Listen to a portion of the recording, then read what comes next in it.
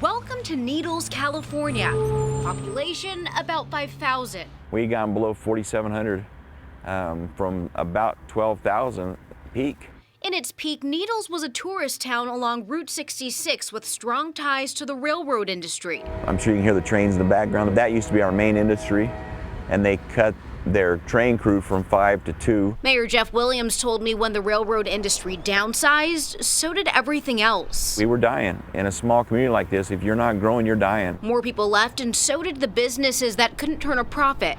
In 2014, the city lost its last grocery store. Bash's supermarkets pulled out. So a lot of locals travel about 20 minutes to Bullhead, Arizona now. It's because of California. We lost our Denny's a couple years ago because they can't afford to make a profit here. They can't afford to do anything. The marijuana industry didn't see it that way. Since legalizing recreational marijuana in 2016, Needles issued 83 permits authorizing work like the sale and cultivation of cannabis in the city. Vertical companies bought 29 acres to do just that. The reason why is simple. A bigger profit margin for us.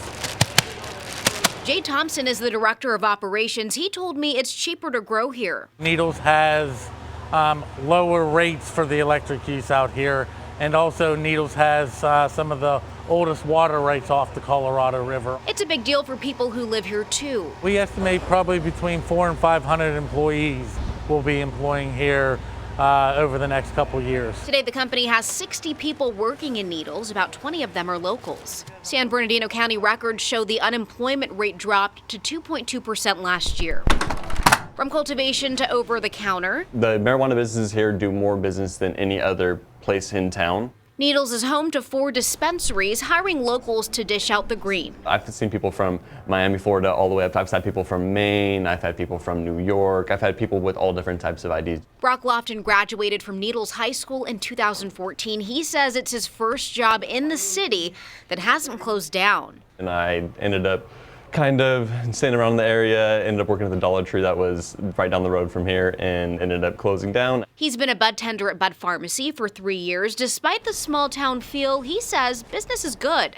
Sometimes it could be a little bit slower towards like 60, 70, and sometimes it can be like 100 to 200 people. We're bringing jobs so our graduates from high school actually have somewhere they can work and make good money. A big change in perspective for Mayor Williams, who was a sheriff's deputy in San Bernardino County for 10 years. No. Probably arrested people for possession of marijuana. Did. Air tested a lot of marijuana.